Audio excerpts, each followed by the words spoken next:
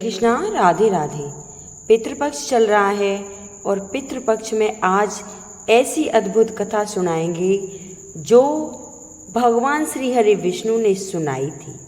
पितृपक्ष की कथा, उसे सुनने मात्र से होती है गरीबी दूर। तो आज हम आप सभी को पितृपक्ष की महान कथा सुनाने जा रहे हैं। कहा जाता है कि इस कथा को सुनने से समस्त प्रकार के पितृदोष समाप्त होते हैं। इस कथा का ध्यानपूर्वक श्रवण करने मात्र से ही मनुष्य के कोटि कोटि पाप नष्ट होते हैं और उसे अपार धन संपत्ति और सुख समृद्धि प्राप्त होती है। पितरों की कृपा से उनके सभी दुख और दोष समाप्त हो जाते हैं और सुखी जीवन प्राप्त होता है। यह महान कथा भगवान शिव ने गरुड़ जी को सुनाई है। आइए सुनते हैं इस कथा को। श्रोताओ, एक समय की बात है, गरुड़ जी अपने मन में जिज्ञासा लिए भगवान विष्णु के पास आते हैं और उन्हें प्रणाम करते हुए कहते हैं, हे प्रभु, पितृपक्ष में पितरों की पूजा करने से कौन सा फल मिलता है? पितृपक्ष के दौरान पितरों की शांति के लिए कौन से उपाय करने चाहिए? तब भगवान विष्णु कहते हैं, हे गरुड़, तुमने आज उत्तम प्रश्न किया है। तुम्हारे इस प्रश्न में समस्त मनुष्य जाति का कल्याण छुपा हुआ है। जो मनुष्य अपने पितरों को संतुष्ट करता है उसके समस्त दोष और दुख समाप्त होते हैं। पितरों की पूजा करने से मनुष्य को अपने पूर्वजों का आशीर्वाद प्राप्त होता है। इस विषय में एक अप्सरा और ऋषि की प्राचीन कथा कहता हूँ, जो मैं आज तुम्हें सुनाता हूँ। इस कथा को श्रवण करने से तुम्हारे सभी प्रश्नों के उत्तर मिल जाएंगे। इसलिए हे गरुड़, तुम इस कथा को ध्यान से सुनो। इस कथा को जो भी भगत सुनता है उसके समस्त प्रकार के पितृ दोष का नाश हो जाता है। जो भी इस कथा को सुनता है और सुनाता है उसके ऊपर पितरों की कृपा सदैव बनी रहती है। तब गरुड़ जी कहते हैं, हे प्रभु, आपके मुख से इस कथा को सुनने के लिए मैं उत्सुक हूँ। कृपया आप मुझे यह कथा सुनाइए। मैं इस कथा का प्रचार अवश्य करूँगा। फिर भगवान विष्णु जी गरुड़ को पितृपक्ष की कथा सुनाने लगते हैं। इसलिए तो श्रोताओं, आप भी इस कथा को ध्यानपूर्वक जरूर सुने। इस कथा के श्रवण मात्र से मनुष्य के सभी पाप और दोष नष्ट हो जाते हैं। उसे पितृदोष से मुक्ति मिलती है, सभी कर्ज उतर जाते हैं, धन धान्य संपत्ति की प्राप्ति होती है तथा सुंदर गुणवान पत्नी की प्राप्ति निश्चित होती है। संतानहीन को संतान प्राप्त करने वाली यह कथा अत्यंत महान है। पितृपक्ष के दौरान इस कथा का श्रवण प्रत्येक मनुष्य को करना चाहिए। इस श्रवण करने से पितर देव प्रसन्न होते हैं और वह वरदान देते हैं।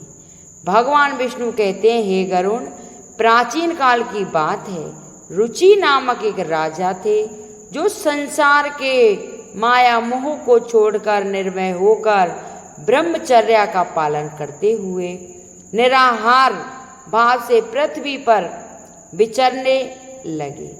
उन्होंने संसार की सभी खुशियों और भोगों का त्याग कर दिया था। उन्होंने घर में रहना भी छोड़ दिया था। वे एक बार भोजन करते थे और वन में भटकते रहते थे। उन्हें ऐसा वैराग्य धारण किए हुए देखकर उनके समस्त पितृगण अत्यंत दुखी हो गए। अपने वंशज को इस प्रकार से वंश को नष्ट करता हुआ देखकर उन्हें भय लगने लगा। उन्होंने सोचा कि वे स्वयं चलकर अपने वंशज से मिलेंगे और उसे वैराग का त्याग करने के लिए कहेंगे। फिर एक दिन जब ऋषि रुचि ध्यान मग्न होकर तपस्या कर रहे थे, उसी समय उनके समस्त पितृगण उस स्थान पर प्रकट हुए। जब ऋषि रुचि ने अपनी आंखें खोली तो उन्होंने 4 दिव्य आत्माओं को अपने सामने खड़ा देखा। उन्हें देखकर वे आश्चर्यचकित हो गए और उन्हें प्रणाम करते हुए कहने लगे, हे महान आत्माओं, आप कौन हैं और किस कारण से आप मुझे दर्शन देने के लिए पधारे हैं? वे सभी दिव्य आत्माएं कहने लगीं, हे वत्स, हम तुम्हारे पूर्वज हैं और हम तुम्हारे इस वैराग्य रूप आचरण से अत्यंत दुखी हैं। इससे मिलने के लिए आए हैं। ऋषि रुचि ने उन्हें नमस्कार करते हुए आदरपूर्वक पूछा, हे पितृगण, आप सभी के दर्शन करने से मैं कृतार्थ हो गया हूँ, किंतु आप मेरे आचरण से दुखी क्यों हैं? कृपया मुझे विस्तार से बतलाइए। मुझसे ऐसी कौन सी भूल हो गई है जो मेरे पूर्वज मुझसे असंतुष्ट और दुखी हैं? तब वे सभी पितृगण कहने लगे, हे वत्स, तुमने किसी कारण से विवाह नहीं किया। विवाह स्वर्ग और मोक्ष प्राप्त का उत्तम मार्ग है। गृहस्थ आश्रम के बिना मनुष्य को स्वास्थ्य बंधन होता है। गृहस्थ में रहकर मनुष्य देवता और पितरों और ऋषियों और याचकों की पूजा करने में उत्तम लोकों की प्राप्ति करता है। यह देवताओं का स्वाहा और पितरों को स्वधा शब्द के उच्चारण से तथा द्वार पर आए अतिथियों और याचकों को दान देकर संतुष्ट करता है। विवाह न करने और संतान को उत्पन्न न करने के तुम देव ऋण तथा पितृ जनों के ऋण से मुक्ति नहीं पा सकोगे। संसार में रहने वाले मनुष्य, ऋषि तथा अन्य प्राणियों के लिए भी तुम प्रतिदिन ऋणी ही रहोगे। संतान की उत्पत्ति के बिना तुम स्वर्ग को कैसे प्राप्त कर सकोगे? देव पूजा, पितृ तर्पण तथा संन्यास ग्रहण किए बिना तुम्हें स्वर्ग की प्राप्ति नहीं होगी। सभी पितृ कहते हैं, हे पुत्र, यदि तुमने विवाह नहीं किया तो यह अन्याय केवल तुम्हें कष्ट ही देगा। मरने के बाद तुम नरक की प्राप्ति होगी और अगले जन्म में भी कष्ट भोगोगे। फिर ऋषि ने अपने पितरों से कहा, हे पितरों, जीवन में विवाह करना अत्यंत दुखदायक है। इससे पाप का संग्रह होता है और अकाल में यह अधोगति प्रदान करता है। इसी विचार से मैंने स्त्री के साथ विवाह नहीं किया है। स्त्री संग परिणय ग्रहण करने से मुक्ति नहीं मिलती। जो व्यक्ति अविवाहित रहकर प्रतिदिन विद्या ग्रहण करता है और ज्ञान के अमृत से अपनी आत्मा को निर्मल करता है, वह मेरे लिए श्रेष्ठ है। विद्वानों ने अनेक प्रकार के सांसारिक कर्मों का वर्णन किया है, इसलिए मनुष्य को अपने इंद्रियों और पर संयम रखकर तत्व ज्ञान के जल से आत्मा को शुद्ध करना चाहिए। फिर पितरों ने कहा, हे वत्स, इंद्रियों को वश में रखकर ज्ञान के द्वारा आत्मा को निर्मल करना चाहिए। तुम्हारा यह कथन उचित ही है, किंतु यह कल्याण का मार्ग नहीं है। जिस पर तुम चल रहे हो, यह तप और दान के द्वारा अपने मंगल को दूर करते हुए फल की प्राप्ति की कामना रहित जो शुभ और अशुभ कर्म हैं, वे बंधन के कारण नहीं होते हैं। जो पूर्व का कर्म है वह भोग से नष्ट होता है। पूर्व जन्म का जो पुण्य कर्म है वह सुख दुख को भोगने से निरंतर नष्ट होता रहता है। फिर ऋषि रुचि ने कहा, हे पितामह, वेदों में कर्म मार्ग के प्रतिपादन द्वारा अविद्या और माया की पुष्टि की गई है। इसलिए आप मुझे विवाह करने के लिए क्यों प्रेरित कर रहे हैं? विवाह करके मेरा अनिष्ट ही हो जाएगा।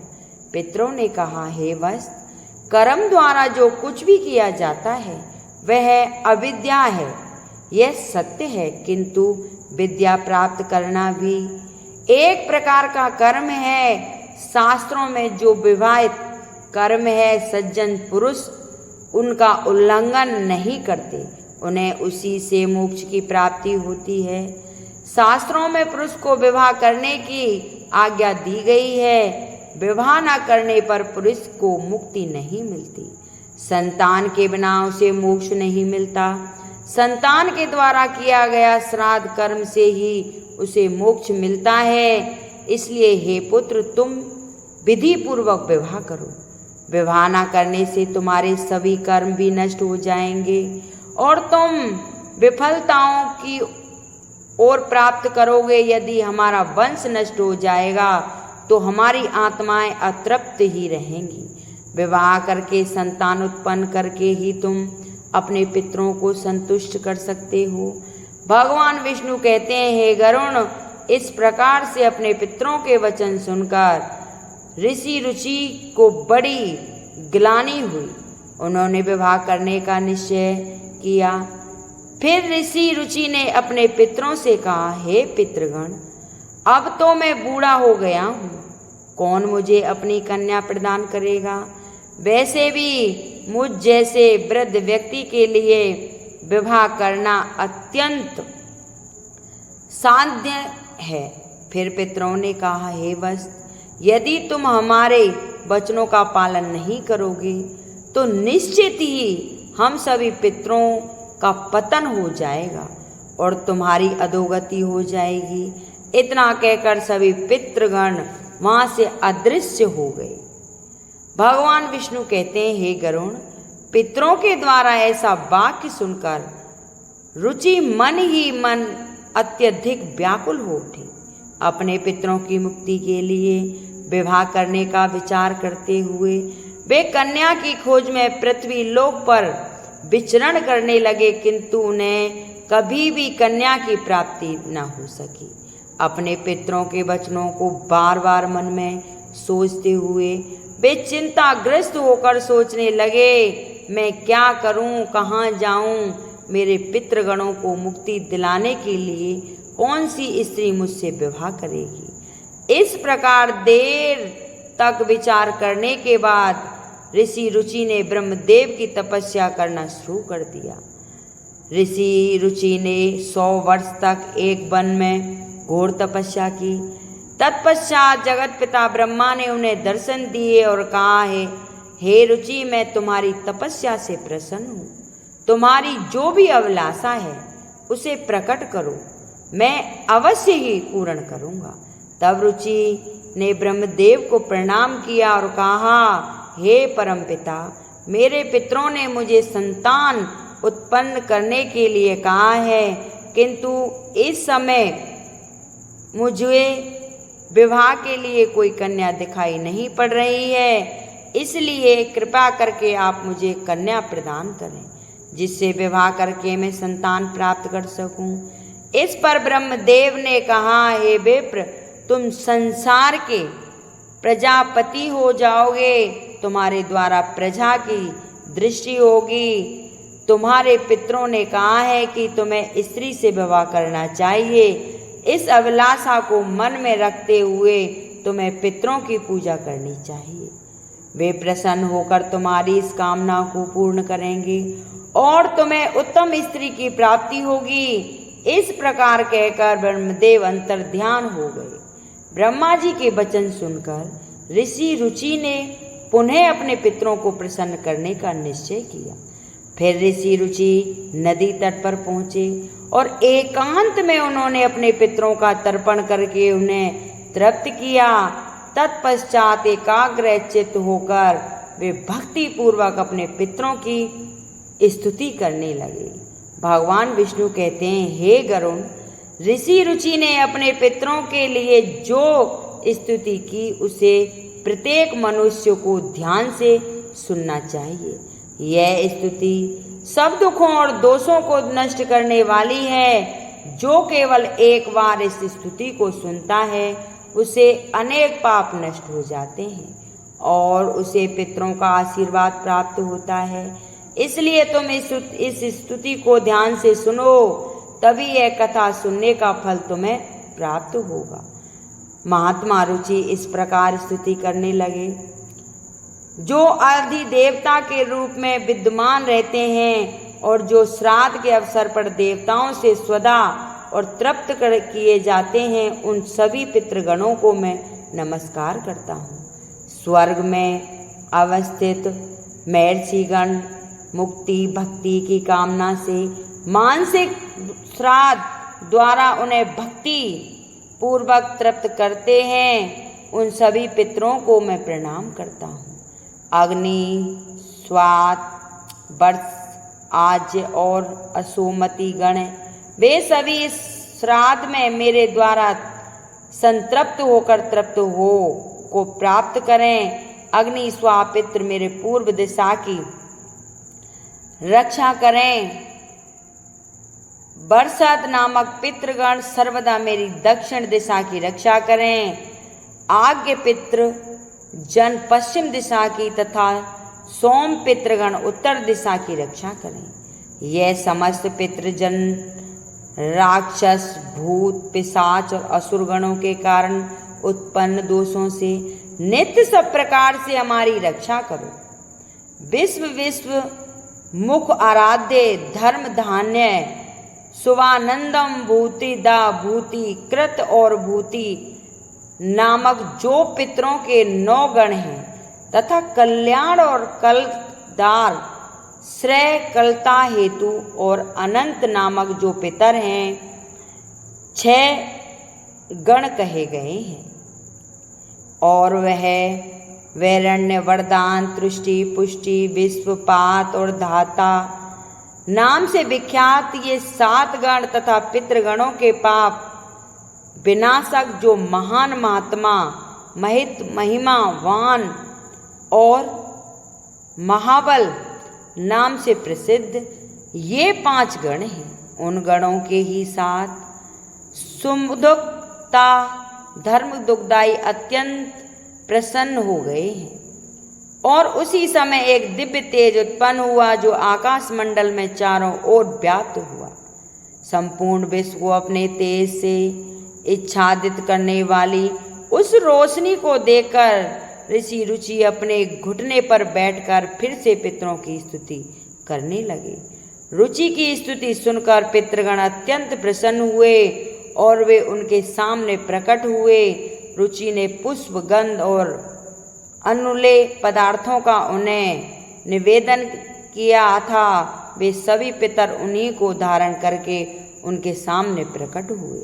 रुचि ने भक्ति पूर्वक हाथ जोड़कर अपने पितरों को प्रणाम किया और निवेदन किया।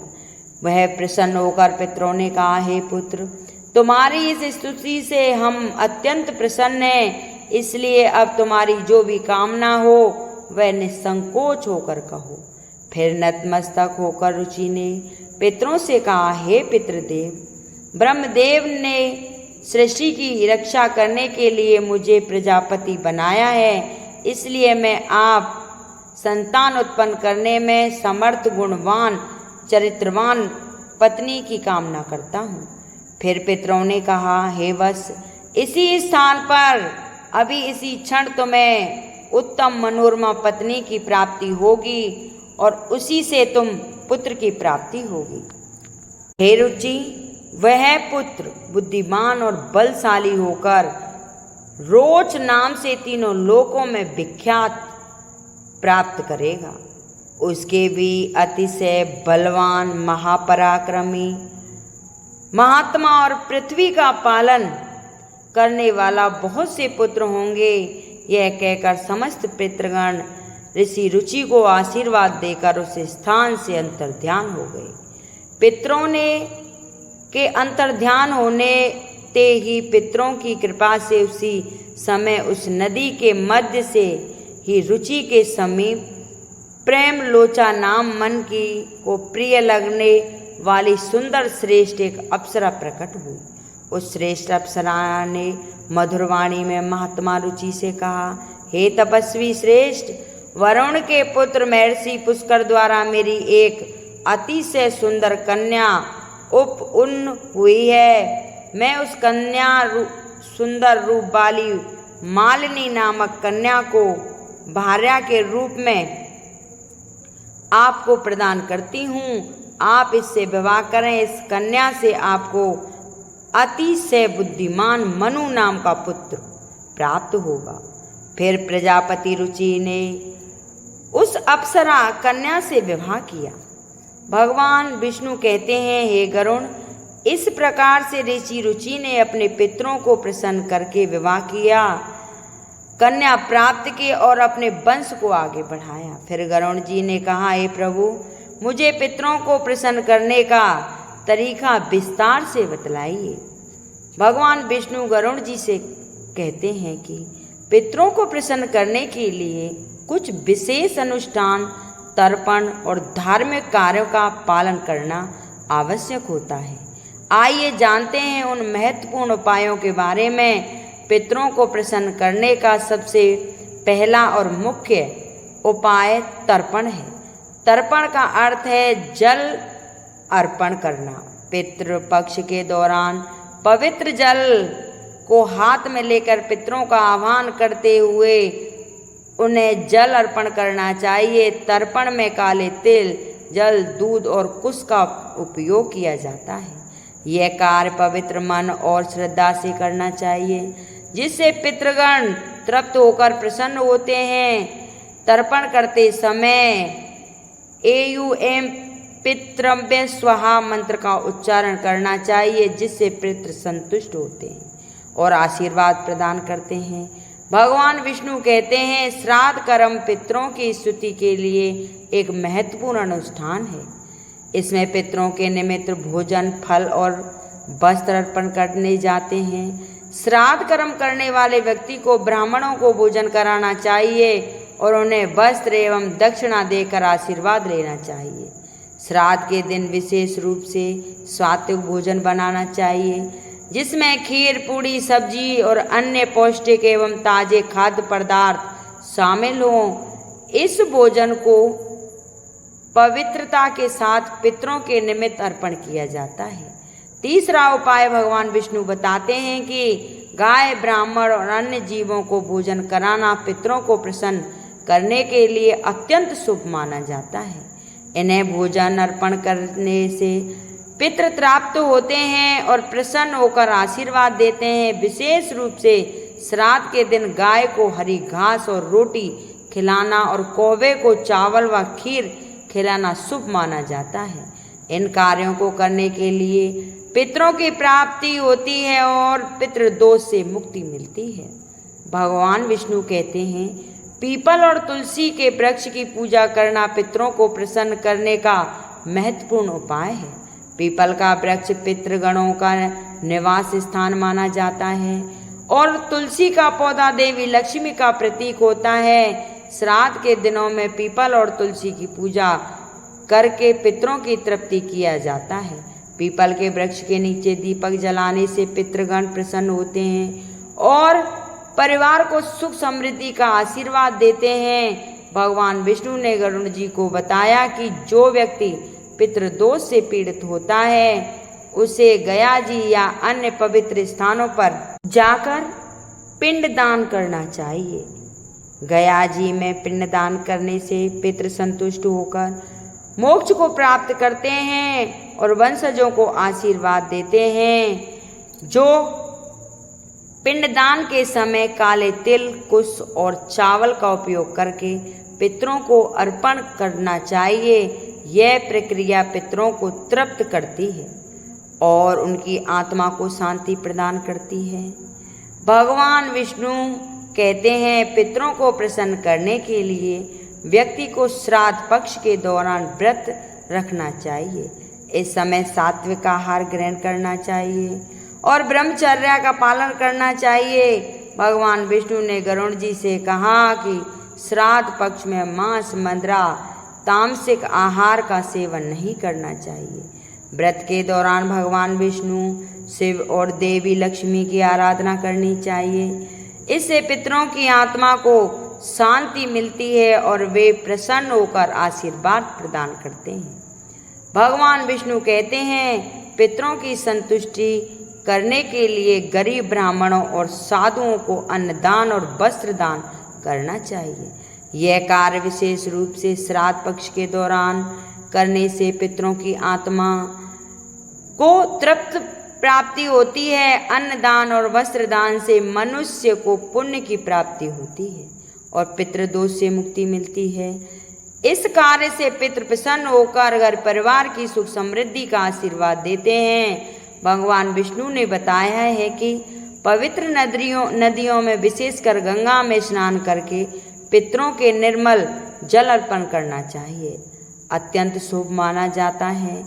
गंगा जल पितरों की तृप्ति के लिए सर्वोत्तम होता है, जिससे पितृदोष समाप्त हो जाता है।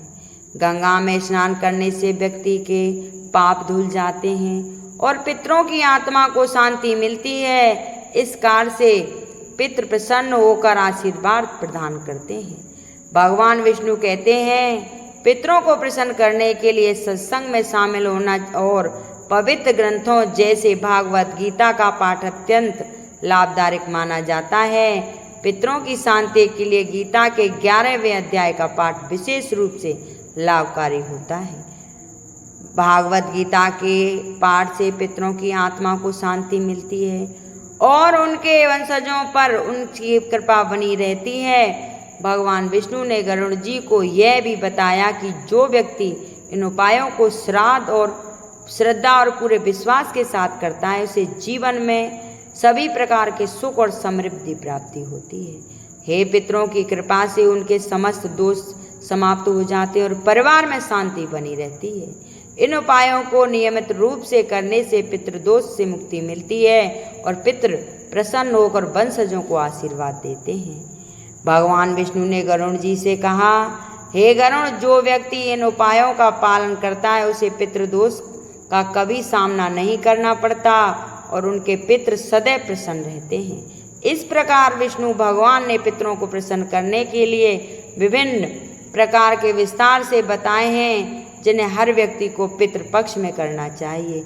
तो श्रोता, इस प्रकार से गरुड़ पुराण में पितृपक्ष की कथा का वर्णन किया गया है। उम्मीद है आपको यह कथा पसंद आई होगी। कमेंट में जय श्री हरि विष्णु लिखना ना भूलें। यदि यह वीडियो अच्छा लगा हो तो लाइक और परिवार के साथ शेयर जरूर करें। अगर ये वीडियो पसंद आई हो तो हमारे चैनल को सब्सक्राइब जरूर कर लें। राधे राधे, जय श्री कृष्णा।